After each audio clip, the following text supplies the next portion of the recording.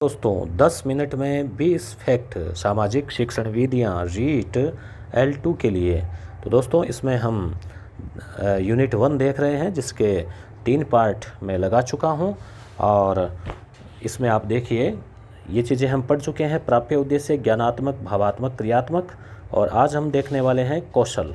ये आपको पता होगा ये क्रियात्मक जो है यानी शिक्षा के जो प्राप्य उद्देश्य है यानी जिनको हम प्राप्त करना चाहते हैं बालकों के माध्यम से।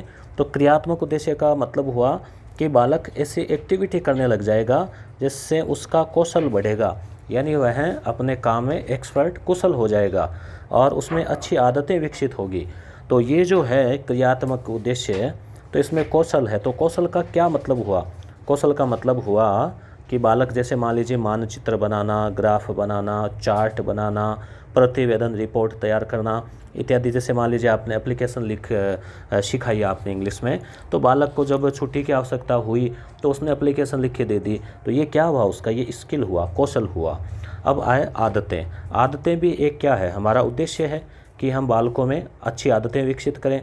तो ये शिक्षा का प्राप्य उद्देश्य है और किस प्रकार का है? क्रियात्मक, क्योंकि आदत एक एक्टिविटी में आ जाती है। तो जैसे स्वच्छता है, साफ़ सफाई है, डस्टबिन का प्रयोग है, कचरा इधर उधर नहीं फेंकना है। जब हम बालकों को पढ़ाते हैं पर्यावरण के बारे में, नदी प्रदूषण के बारे में, तो बच्चे सीखते हैं उन चीज़ों से और उनमें आदतें विकसित होती है। अनुशासन, जैसे कतार में खड़े रहना, बैंक में गया, कहीं लाइन में लगा, तो उसको अनुशासन है, डिसिप्लिन है, पता है कि लोकतंत्र है, सबका अधिकार है, तो वह अनुशासन में रहेगा, तोड़ेगा नहीं। तो उसमें अच्छी आदत का विकास हुआ। पंक्चुअलिटी यानी कि समय का पाबंद है वो हो गया। तो इस प्रकार की जो चीज़ें हैं उसमें विकसित होगी। अब आता है अभिरुचि। अभिरुचि क्या है? भावात्मक उद्देश्य है, यानी संवेगों से जुड़ा हुआ, इमोशनल। तो अभिरुचि का मतलब हो गया इंटरेस्ट, यानी वह इंटरेस्ट लेगा, एप्टीट्यूड उसका विकसित हो जाएगा समाज के प्रति, सामाजिक चीज़ों के प्रति, हिस्ट्री के प्रति, विरासत के प्रति, उन सब चीज़ों में। तो अभिरुचि में जैसे किस प्रकार की? सामाजिक अध्ययन में। अब सामाजिक अध्ययन से जुड़ी हुई सामग्री, जैसे मान लीजिए अखबार पढ़ना, उसके अलावा जैसे न्यूज़ वगैरह देखना, पत्रिका है वो पढ़ना, समाचार पत्र, न्यूज़ आदि में रुचि लेना। क्यों? क्योंकि सामाजिक में हम नागरिक शास्त्र में लोकतंत्र, चुनाव, राजनीतिक पार्टियां आदि भी देखते हैं। पर्यटन, भ्रमण, ऐतिहासिक स्थलों का संग्रहालय में जाना, म्यूजियम देखना, पुस्तकालय आदि में उसकी रुचि जागृत होना।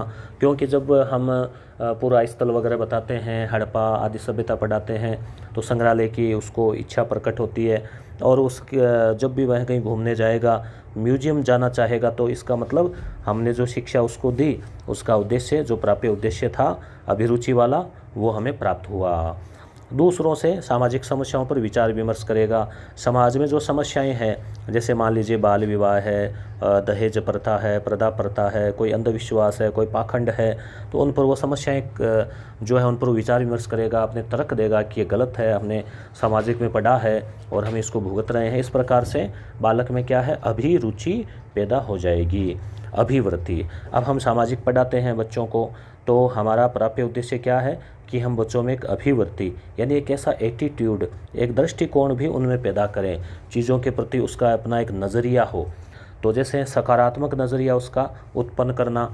जैसे ही हम बालकों को सामाजिक पढ़ाते हैं जिसमें भूगोल, इतिहास, राजनीति आदि चीज़ें पढ़ाते हैं, तो हम जैसे क्रांति पढ़ाई, 1857 की क्रांति पढ़ाई, प्राचीन गौरव पढ़ाया, तो देश के प्रति उसका जो इतिहास है उसमें गौरव की भावना पैदा होगी, देशभक्ति की भावना पैदा होगी, समाज के प्रति उसका सकारात्मक दृष्टिकोण पैदा होगा, विभिन्न धर्मों के प्रति उसका जो दृष्टिकोण है वो सकारात्मक और सांप्रदायिक सद्भाव का पैदा होगा, विभिन्न समुदाय, जातियाँ, संस्कृति, उनके प्रति उसका सकारात्मक दृष्टिकोण पैदा होगा और उसको लगेगा विद्यार्थी को कि सभी जातियों का, समुदायों का, संस्कृति का इतिहास के निर्माण में, वर्तमान के निर्माण में, समाज के निर्माण में बहुत योगदान है, सबका अपना अपना।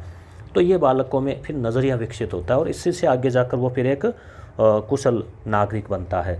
नकारात्मक नज़रिया भी ज़रूरी है कुछ चीज़ों के प्रति, जैसे गलत परंपराएं हैं, कुरीतियां हैं, सरकार की कोई ऐसी नीतियां वर्तमान की या अतीत की रही हो, कोई प्रथाएं रही हो, जैसे मान लीजिए ईस्ट इंडिया कंपनी की आर्थिक नीति है या और है, कोई प्रथाएं रही हो, उनके प्रति उसका नकारात्मक दृष्टिकोण विकसित होगा। तो ये सब प्राप्य उद्देश्य है। अब आता है सामाजिक के उद्देश्य, यानी SST सोशल स्टडी, सामाजिक अध्ययन के उद्देश्य। ये हालांकि हम शुरू में भी पढ़ चुके हैं। और विद्यार्थियों, जैसे अगली जो 20 क्वेश्चन होंगे, अगला पार्ट, उसी में पहली यूनिट पूरी हो जाएगी। प्राथमिक स्तर यानी कक्षा 1 से 5 के बच्चों को सामाजिक पढ़ाते हैं। तो पहली दूसरे में तो है ही नहीं, शायद तीसरी क्लास में पर्यावरण अध्ययन है, तीसरी चौथी पाँचवीं में। तो उसमें क्या है, स्वच्छता, स्वच्छ और स्वस्थ आदतों का विकास करना। उसके अलावा बच्चे में जैसे समाज है, श्रम है, मेहनत मजदूर करने वाले हैं, पर्यावरण है, उनके प्रति सकारात्मक दृष्टिकोण पैदा करना और देशभक्ति की भावना का विकास करना। ये उद्देश्य होते हैं प्राथमिक स्तर के। उसके अलावा जैसे लोकतांत्रिक जो है समाज का निर्माण करना। उच्च प्राथमिक, अब बालक मान लीजिए कक्षा 6, 7, 8 का है, उच्च प्राथमिक में कक्षा 8 तक आ जाती है। तो ऊपर वाले तो उद्देश्य है ही, साथ ही प्रजातांत्रिक गुणों का विकास करना।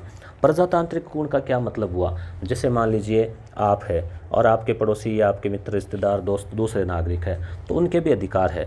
जैसे मान लीजिए वही बात, आप लाइन में लगे हुए हैं, तो अब आप लाइन तोड़ के आगे जाते हैं तो उनके अधिकारों का हनन हुआ ना, वो वेट कर रहे हैं और आप सीधे आगे चले गए। तो प्रजातांत्रिक गुण जो है वो एक तरह से सभी के अधिकारों का सम्मान करना, कर्तव्य का पालन करना। पर्यावरण सुरक्षा, ठीक है, सामाजिक समरसता, विश्व बंधुत्व की भावना, इस प्रकार की चीज़ें। उक्त के साथ साथ माध्यमिक स्तर पर ऊपर वाले तो है ही है, साथ ही साथ विभिन्न संस्कृतियों के योगदान को समझना। अब आप कक्षा 9, 10 के सामाजिक देखें, उसमें हम बालकों को पढ़ाते हैं कि जैसे विश्व की सभ्यताएं, मिस्र की भी, चीन की भी, सिंधु घाटी की भी, तो विभिन्न संस्कृतियां हैं, मिस्र की देन, ठीक है, वो शून्य गणित वगैरह, पिरामिड, तो इस प्रकार की चीज़ें हम पढ़ते हैं, पेपिरस कागज़ वगैरह। तो बच्चों को लगता है कि वास्तव में केवल एक ही मतलब संस्कृति सब कुछ नहीं है, विश्व का योगदान और वसुधैव कुटुंबकम की भावना का विकास होता है। जागरूकता विभिन्न मुद्दों के प्रति, समाज के प्रति, समस्याओं के प्रति, ये सब चीज़ें उसमें विकसित होती है।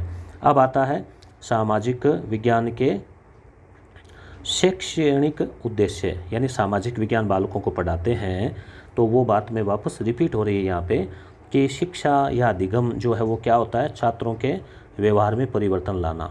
व्यवहारगत परिवर्तन, यानी व्यवहार में परिवर्तन का मतलब वो उन चीज़ों को सीख चुके होते हैं और उनका जो नया व्यवहार है वो एक सीखे हुए बालक के समान होगा। और शैक्षणिक उद्देश्य है अप्रत्यक्ष जो है वो उद्देश्य, अप्रत्यक्ष रूप से कुछ होते हैं, बालकों को पता नहीं चलता मगर उनको हम सिखा देते हैं।